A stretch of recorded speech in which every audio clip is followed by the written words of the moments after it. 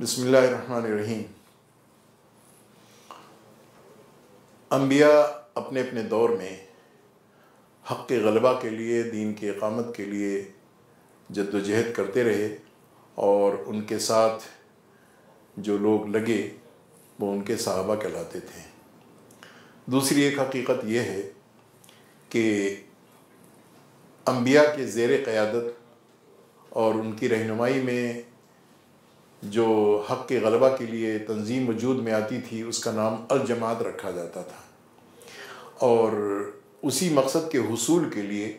غیر نبی کے زیر قیادت جب کبھی کوئی مہم چلائی گئی اور دوسرے لوگوں نے کسی اجتماعیت کی داغ ڈالی اور اس کی تشکیل دی تو اس کو جماعت کہا جاتا ہے۔ الجماعت کے ساتھ کسی دوسری جماعت کے وجود کی کوئی گنجائش نہیں ہے، لیکن جماعت کے موجودگی میں دوسری جماعتیں اس مقصد کے حصول کے لیے بنائی بھی جا سکتی ہیں اور ان کی تشکیل بھی کی جا سکتی ہے۔ ایک بصوری بات جو ہمیں ہمیشہ اپنے پیش نظر رکھنا چاہیے۔ اللہ تبارک و تعالیٰ نے اس سلسلے میں انسانوں کو دو نعمتوں سے نوازا ہے، ایک کا نام ہے عقل اور دوسرے کا نام ہے علم۔ رب العالمین نے انسانوں کی ان دو نعمتوں سے نوازنے کے ساتھ اس بات کا مکلف قرار دیا کہ تم اگر اپنی عقل کو علم کے ماتحت رکھو گے اور علم کے تحت اور تابع رکھو گے تو تم سے غلطیاں نہیں ہوں گی، اس لیے کہ وہ علم جو من جانب اللہ ہے یقینی طور پر اس میں کسی نقص اور کسی خامی کی گنجائش نہیں ہے۔ لیکن اگر تم اپنے ذہنوں سے علم کے سلسلے میں کچھ خاکہ تیار کرو گے یا اس کے وجود کے لیے سعی و جہد کرو گے تو یقینی طور پر اس میں غلطی کا امکان ہے۔ لہذا ترتیب کے اعتبار سے جو علم اللہ تبارک تعالیٰ کی جانب سے دیا گیا ہے، جس کو کتاب اللہ کہا جاتا ہے یا آسمانی کتابوں کے نام سے جنہیں موسوم کیا جاتا ہے، اللہ تبارک تعالیٰ نے لوگوں کو مکلف قرار دیا کہ اس علم کے تحت اپنے آپ کو چلانے کی کوشش کرو۔ اسی کو دین کہا جاتا ہے اور اسی سے انسانوں کی زندگیوں میں روشنی اور انسانوں کی زندگیوں میں ہدایت کی کیفیت پیدا ہوتی ہے۔ انسان اس بات کا مکلف اور مامور ہے کہ وہ قرآن سے اس سلسلے میں رہنمائی حاصل کرے۔ رہنمائی جب حاصل کرنے کے لیے وہ آگے بڑھتا ہے تو وہ قرآن پڑھتے وقت خاص طور سے قرآن کی ترتیب کے تعلق سے جب وہ سورہ فاتحہ کھول کر کے پڑھتا ہے تو اس کی زبان سے اور نہایت ہی قلب کی گہرائی سے ایک جملہ نکلتا ہے، اہدنا الصراط المستقیم۔ رب العالمین یہاں بہت سارے راستے ہیں، مال کو مستحکم کرنے کے لیے، سیاسی اقتدار کو حاصل کرنے کے لیے، آپ تک عبادت کی شکل میں مختلف قسم کے امور انجام دینے کے لیے بہت سارے راستے ایجاد کر لیے گئے ہیں۔ ان تمام راستوں کے موجودگی میں جو بندگی کا طریقہ ہے، رب العالمین اس راستے کی طرف ہم آپ سے رہنمائی کی درخواست کرتے ہیں۔ اہدنا الصراط المستقیم اس کی زبان سے نکلتا ہے جملہ۔ وہ یہ جملہ استعمال کرتے ہوئے اپنی ذہن کی بات یہ بھی پیش کرتا ہے کہ صراط الذین انعمت علیہم، مالک ایسے راستے کی ہم رہنمائی چاہتے ہیں کہ ماضی میں جس راستے پر لوگوں کو چلنے کا موقع ملا اور جنہوں نے اخلاص کے ساتھ اس راستے پر چل کر کے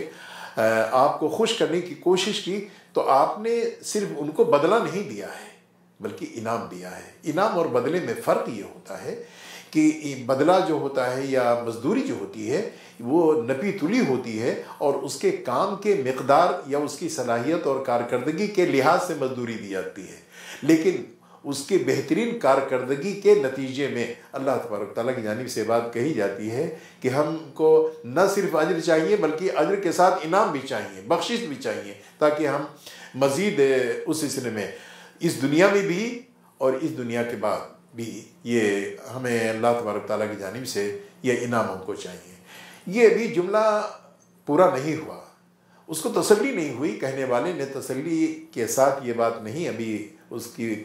پوری ہوئی کہ وہ اسے آگے بڑھتا ہے اور وہ کہتا ہے کہ رب العالمین اس دنیا میں آپ کی رہنمائی دینے کے باوجود لوگوں کا حال یہ کہ لوگوں نے آپ کی بات کو نظر انداز کر دیا اور غیر اللہ کی باتوں کو قبول کر لیا. رب العالمین وہ راستہ نہیں چاہیے. غیر المغضوب علیہم، اللہ تبارک تعالیٰ کے آسمان کے نیچے زندگی گزارنے والے، آسمان زمین پر زندگیاں جن کی بیت رہی ہیں، زمین سے اور آسمان سے فائدہ اٹھا رہے ہیں، وہ لوگ بندگی کسی اور کی کر رہے ہیں اور خدا سے عداوت و دشمنی کر رہے ہیں. ایسے لوگوں کا راستہ ہم کو نہیں چاہیے. ایسے بے وفا، ایسے وہ لوگ کہ جو خدا فراموش ہوں، ایسوں کا راستہ نہیں چاہیے. ایسے ان کا راستہ نہیں چاہیے جن پر آپ کا اس گناہ کے نتیجے میں غضب اتارا گیا ہے. اللہ تبارک تعالیٰ نے فرمایا کہ ابھی تسلی اس کو نہیں ہوئی، اور اس تسلی نہ ہونے کا نتیجہ اس شکل میں سامنے آیا کہ وہ کہتا ہے کہ ہم نے راستہ بتایا، وہ راستہ چھوڑ کر کے کسی اور راستے پر چل پڑے. غیر المغضوب علیہم ولا الضالین، اور بھٹکے ہوئے لوگوں کا راستہ ہم کو نہیں چاہیے. اجر مانگنے کے تعلق سے پہلے اس نے انعام مانگا، اور انعام مانگنے کے ساتھ ساتھ اس نے یہ بھی درخواست دے ڈالی کہ اللہ تبارک تعالیٰ اس انعام کے حاصل کرنے میں اور انعام یافتہ ہونے کی صلاحیت پیدا کرنے کے راستے میں کتنی دشواریاں ہوں گی یہ ہم جانتے ہیں، یہ ہمیں معلوم ہے. لہذا ان لوگوں کا چنانچہ مفسرین اور علماء نے، ملت مسلمہ کے باشعور علماء نے اس کی نشاندہی یہ کی کہ غیر المغضوب سے مراد یہود ہیں اور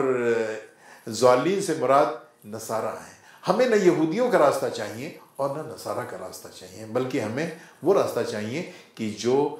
انبیاء کے صحابیوں کا راستہ ہے، جو انبیاء اکرام کا راستہ ہے، وہ راستہ ہم کو چاہیے کہ اس راستے پر چل کر کے لوگوں کو انعام ملا. اللہ تبارک تعالیٰ اس دعا کو جو سورہ فاتحہ کی صورت میں مرد مومن اپنے خدا سے کے سامنے پیش کرتا ہے، فوری طور پر اللہ تبارک تعالیٰ بغیر کسی تاخیر کے، بغیر ادھر دعا اس کی مکمل ہوئی اور اللہ تبارک تعالیٰ نے اس کی دعا کی قبولیت کا اعلان فرمایا. الف لام میم ذالک الکتاب لا ریب فیہ ھدی للمتقین. میرے بندے، تو نے مجھ سے ہدایت طلب کی ہے، منزل مقصود تک پہنچنے کے لیے تم نے مجھ سے درخواست کی ہے. یہ کتاب ہے. اس کتاب کی خوبی اور خصوصیت یہ ہے کہ یہ کتاب، جو لوگ اس کتاب پر عمل کریں گے یقینی طور پر وہ ہدایت یاب ہو جائیں گے.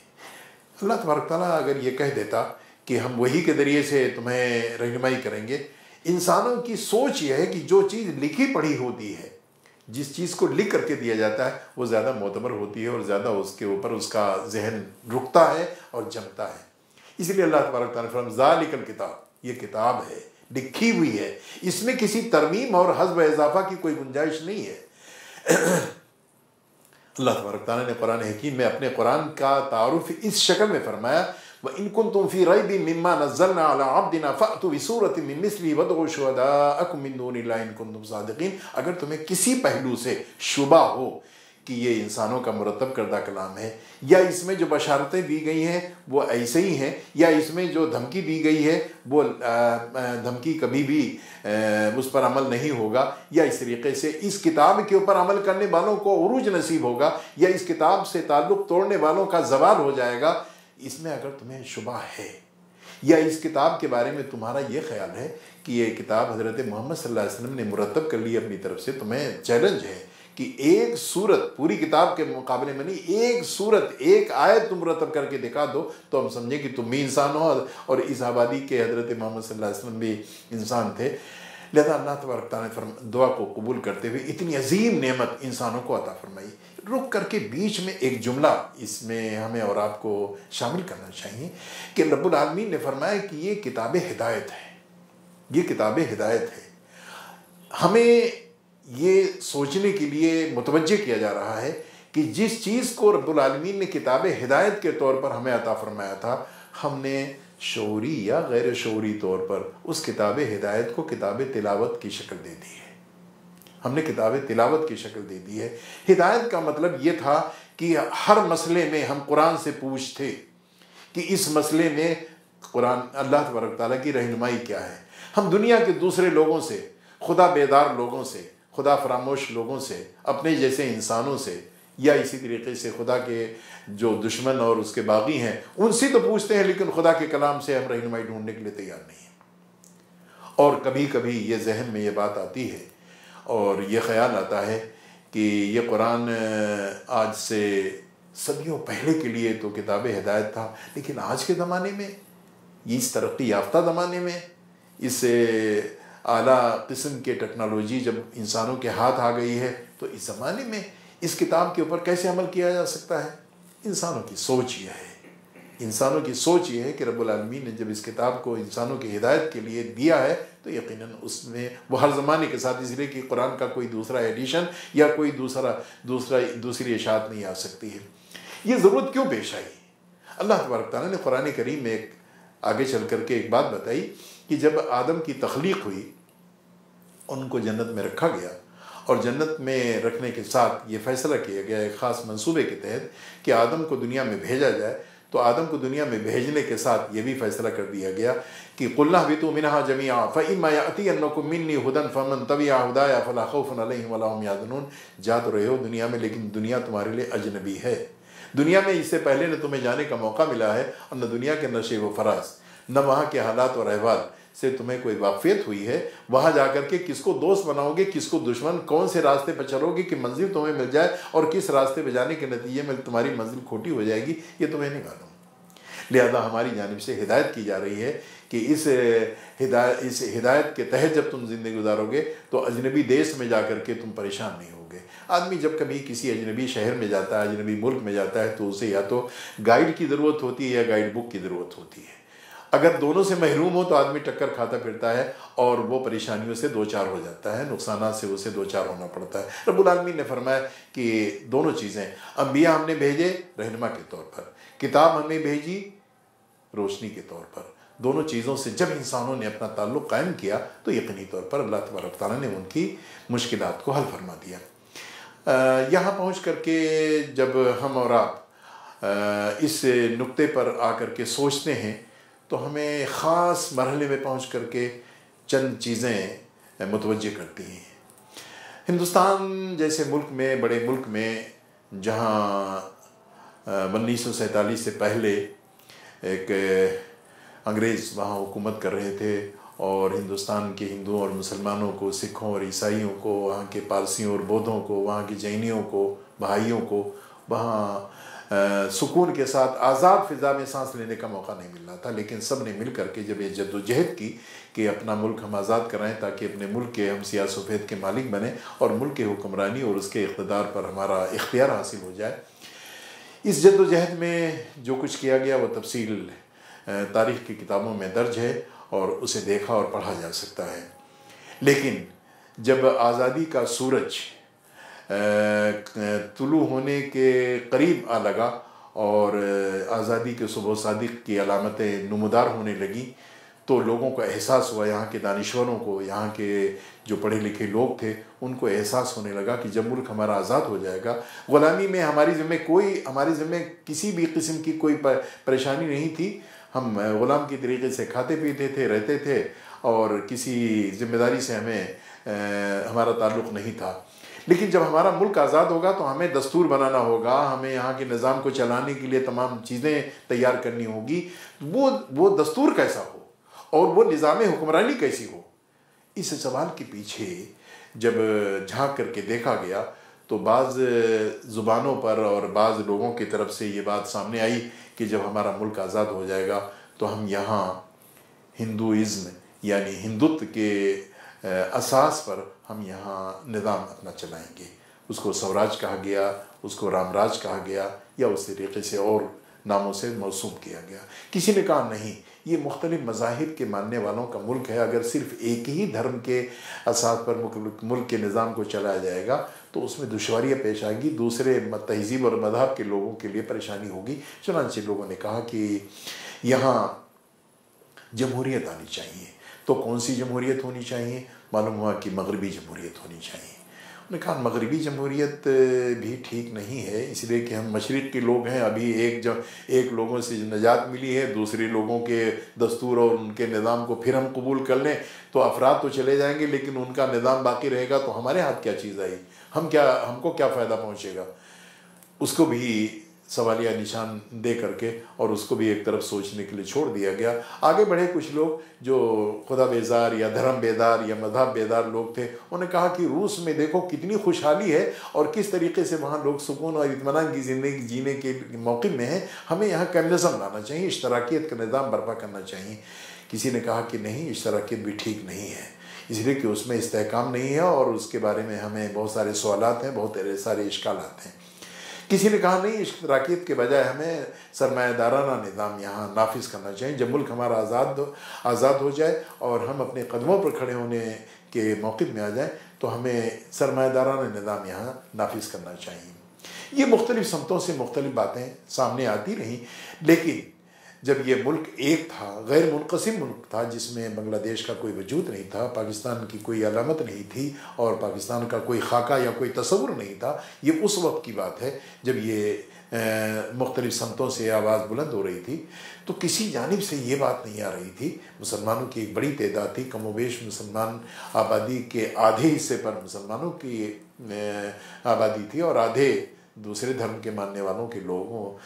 की आबादी थी। लेकिन किसी तरफ से ये नहीं कि जब हमारा मुल्क आज़ाद हो जाएगा तो हम हज़रत अबू बकर वाला निज़ाम यहाँ नाफिज करेंगे, हज़रत उमर वाला निज़ाम हम नाफिज करेंगे, हज़रत उस्मान और हज़रत अली करमल्लाहु वजहू के निज़ाम को हम यहाँ नाफिज करेंगे। यानी दीनी बुनियादों पर कुरान और किताबुल्लाह और सुन्नत रसूलुल्लाह की हिदायत के तहत किताबुल्लाह के असास पर हम यहाँ इक़्तिदार को चलाने की कोशिश करें। कहीं से आवाज़ नहीं आ रही थी। उसका नतीजा ये हुआ कि दूसरे लोगों ने जो कुछ कहा उस पर तवज्जो दी गई, उसकी तैयारी का सिलसिला शुरू हो गया। यहाँ सेकुलरिज़म आया, यहाँ सोशलिज़म आया, यहाँ डेमोक्रेसी आई, यहाँ जमहूरियत आई। अगर नहीं कोई चीज़ आई तो इस्लाम नहीं आया, अगर कोई चीज़ नहीं आई तो इस्लाम नहीं आया। जबकि इस्लाम पर अमल करने वाले और इस्लाम का नाम लेने वालों की कोई कमी और कोई ऐसी मुस्लिम जमातें मौजूद थी, मुस्लिम अदारे मौजूद थे, मुस्लिम तंजीमों का यहाँ काम हो रहा था, लेकिन किसी की तरफ से ये आवाज़ न उठ पाने के नतीजे में परेशानियाँ लायक हुई। जो सोच समझ रखने वाले मुसलमान थे, चनांचे उसी ज़माने में मौलाना सैयद अबुल आला मौदूदी ने अपनी सी कोशिश की, तर्जुमान के ज़रिए से लिख करके और अपने खिताबात के ज़रिए से लोगों को मुतवज्जे किया कि हमको भी ये मुतालबा करना चाहिए, हम लोगों के सामने बताएं। लोगों के सामने कम्युनिज़म का जो एक मॉडल है वो मॉडल निहायत ही नाक़िस किस्म का है। हिंदुत्व का कोई मॉडल है ही नहीं, हिंदुत्व का कोई मॉडल नहीं है, लिहाजा जिसका कोई वजूद नहीं है उसके बारे में तो लोग मुतालबा कर रहे हैं। और हमारा यहाँ तो बाकायदा वजूद है। खिलाफत राशिदा के ज़माने में जो कुछ काम किया गया, लोग नबी सल्लल्लाहु अलैहि वसल्लम के ज़माने में जो कुछ इस्लाम के ताल्लुक़ से बातें कही गई वो तो उसका मौजूद है, मिसाल मौजूद है। हमारे लिए दुश्वारी की कोई बात नहीं है। चुनांचे मौलाना अबुल आला मौदूदी रहमतुल्लाह अलैह ने मुख्तलिफ़ तंजीमों के ज़िम्मेदारों से गुफ्तगू की, उनसे तबादले ख़याल करने के बाद जब ये देखा कि कहीं से कोई उनकी बात पर तवज्जो करने के लिए लोग तैयार नहीं हैं, तो बिलाखिर उन्होंने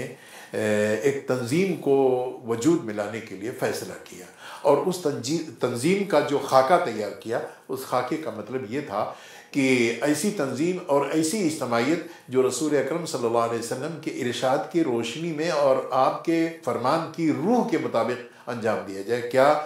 आमरुकुम बिखमसिन, क़ाल नबी सल्लल्लाहु अलैहि वसल्लम आमरुकुम बिखमसिन अल जमाअह व समय व ता वल हिजरत वल जिहाद। मैं तुम्हें 5 बातों का हुक्म देता हूँ। नंबर 1, जमाती ज़िंदगी गुजारना। उस जमाती ज़िंदगी के ताल्लुक़ से वो कौन सी जमात हो, अल जमात के ताल्लुक़ से, जमात के ताल्लुक़ से वो कौन सी जमात हो, उसके लिए 4 अलामतें बतौर तफ़हीम के और समझने के ताल्लुक़ से उस ज़माने में सामने रखा गया। नंबर 1 ये कि अल्लाह और उसके रसूल की इताअत ही के लिए वो जमात तश्कील दी जाए।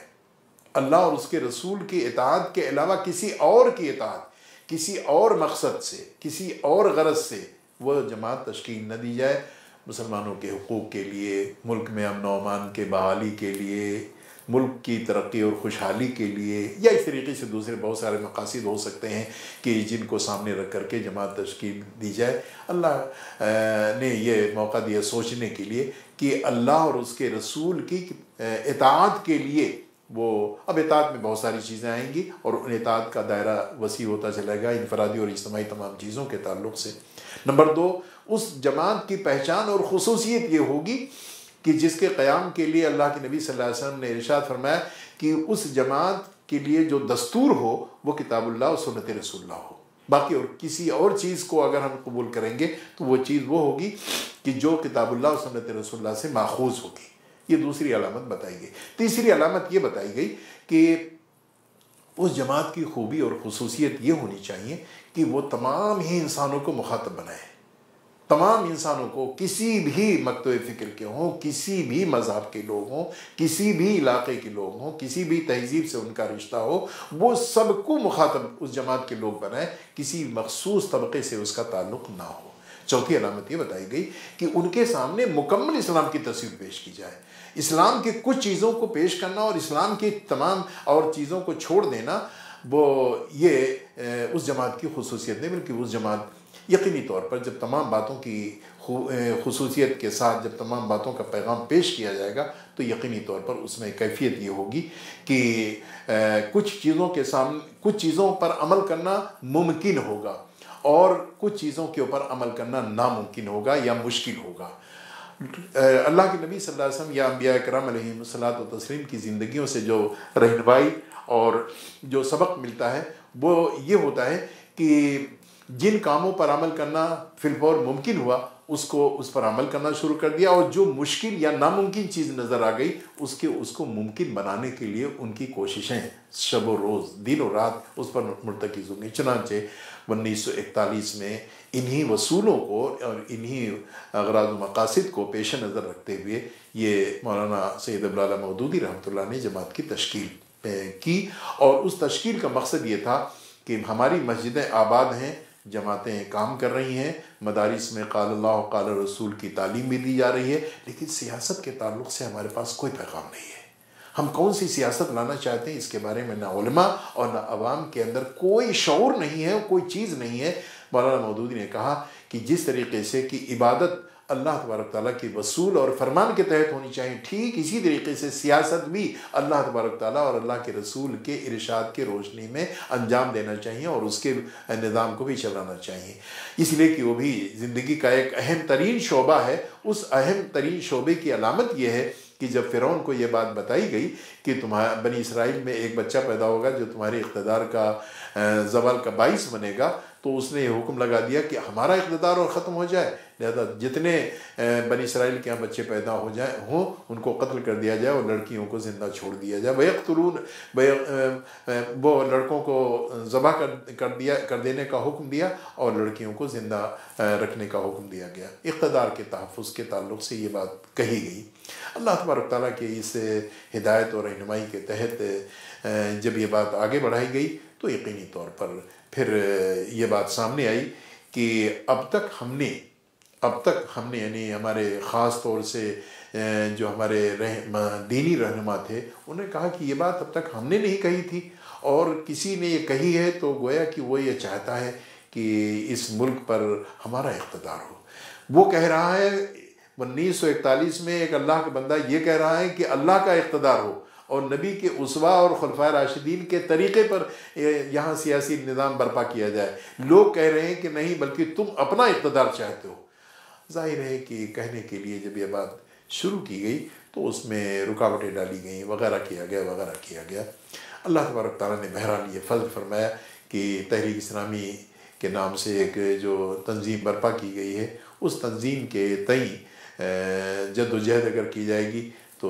سیاسی نظام بھی پاکیزہ اور صاف ستھرا ہوگا اور کتاب ہدایت پر عمل کرنا آسان و سہل ہوگا. اللہ تبارک تعالیٰ نے بات بتائی تھی الیوم اکملت لکم دینکم واتممت علیکم نعمتی ورضیت لکم الاسلام دینا. آج مکمل دین تم کو دے دیا گیا ہے،